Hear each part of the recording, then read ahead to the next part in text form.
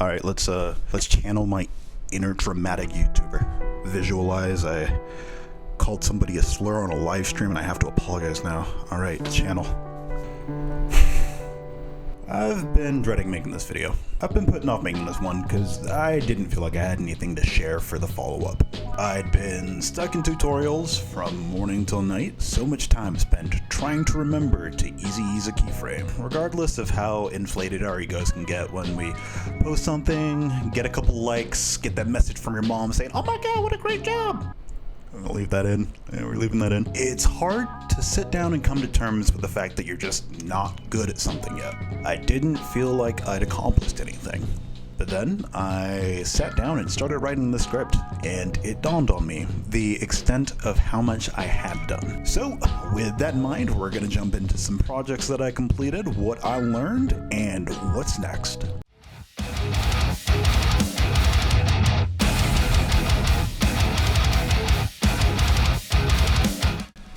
I was lucky enough to do some work for my friends in another band, the Exiled Martyr.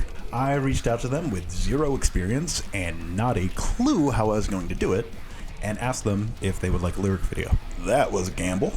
After like 2 weeks of trial and error, I was able to get it done. And you know what? I think it turned out pretty good, especially considering my skill level at the time. What went wrong while making the video? I feel like that's a more educational question. Obviously, my first challenge was I was just way too qualified for this. I don't know. My first challenge was my lack of experience. I went into this with the blind confidence of a man who doesn't know what he doesn't know, and came out of it with a portfolio piece and knowing slightly more. Previously, I'd messed around with like looping animations, run cycles in Blender, and other like throwaway tasks.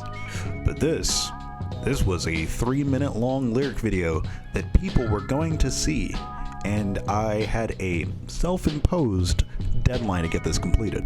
And boy, that was a process. There were a few things that I wanted to make sure I had animated to the beat, so that was fun. And of course, there were just other creative design elements that I wanted to implement.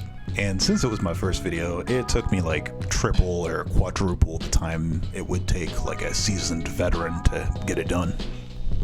And at one point, I made a mistake that I didn't notice until the end of the video.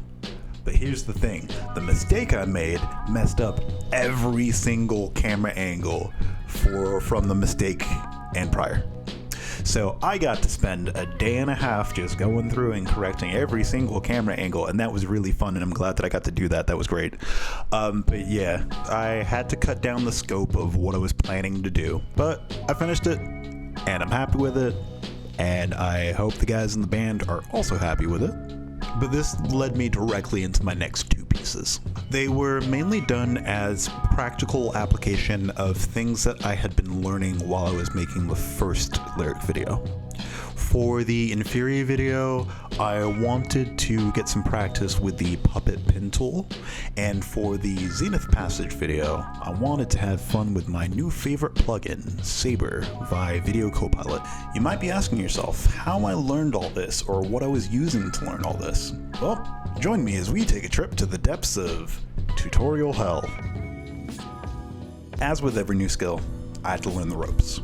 And how did I do that? Well, handy dandy tutorials, of course. So gather around, it's story time. I want to say maybe 2 months ago, I decided that I was going to get my free month of Skillshare. And I told myself at the time, like, oh cool, we're gonna hammer through this, we're gonna get as many videos watched as possible during the 30 days, and then we're gonna go in and we're gonna cancel. Guess who didn't cancel? Guess who has a 1-year subscription to Skillshare? I'm not mad at it though.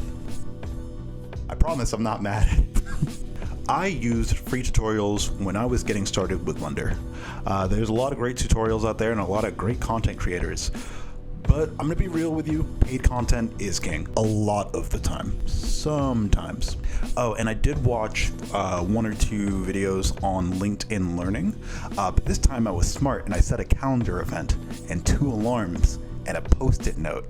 Not getting me this time, free trial. Tutorials are great and all, but if you, like me, are doing something that you've never done before, try and find a mentor. Not gonna lie, at times it felt like pulling teeth trying to get help. I'd post on Reddit and either I'd get no replies or even worse, my post would get deleted.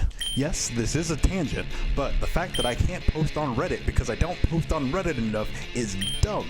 Like, I get it. You don't want bots on the website, but my account's 10 years old. I'm not a bot, dude. Whew. While watching tutorials and working through the lyric video, I made sure to take notes. I had a physical notebook and would write down any questions I had, anything that came up that I wasn't 100% sure on, and then I would go to sleep. And the next morning, after sleeping on it, go back and review through the notebook. Some concepts would click at that point, and then with others, if it didn't click, then I know that that's something that I'm going to need to research. So that was a huge help. I know it's cliche, but taking notes, it helps. Back to the main topic of this video series, freelancing. Well, it's been about a month of being freelance, a month of being a self-made man, grinding out in these streets, trying to make money. How much money so far? Less than $50. Oh, brother, this guy stinks! Well, considering the price of a plugin that I just recently had to buy, still got a long way to go. But it's a start. I have been scouring the internet for work though. Whether it's Upwork, Fiverr, Facebook, or everyone's favorite serial killers misconnections website, Craigslist. Every morning, I review through all the listings on a few different websites to see what has popped up for that day. I have not found even a slither of work through any of those websites yet, but let's be real, I'm not gonna get any work through a website like that for a while. I've been offering to do projects for damn near free, but with limited design work experience and not much of a portfolio, which I'm working on, I'm not going to be able to compete with some 17-year-old in Eastern Europe who's been animating since he was 7 and is charging $10 for a 2-hour animated documentary. The projects and work leads that I've stumbled on so far have been through networking and leveraging the existing contacts that I have. So networking. I have a couple things that will be fruitful in the future,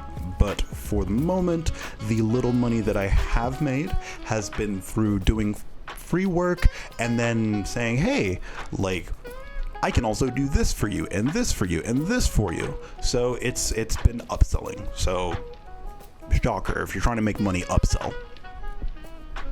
Someone from another band recently asked me if I could make them an animated flyer. So after doing the job to the best of my ability and providing them with the service that they requested, I asked them, hey, would you like some more variations of the flyer that I made you? What else can I do for you? Was able to grab a couple dollars that way. It's not much, but it's a start. It's been a wild ride so far. And as you may remember, I have a kid on the way. So every night I get to go to bed and think to myself, what am I doing? This is dumb. Why am I doing this? I should give up. Stop. However, failure is not an option. There's still quite a few skills that I need to work into my learning rotation. So I've been drawing more. And oh, that's been an experience. But that's something that I'm going to save for the next video.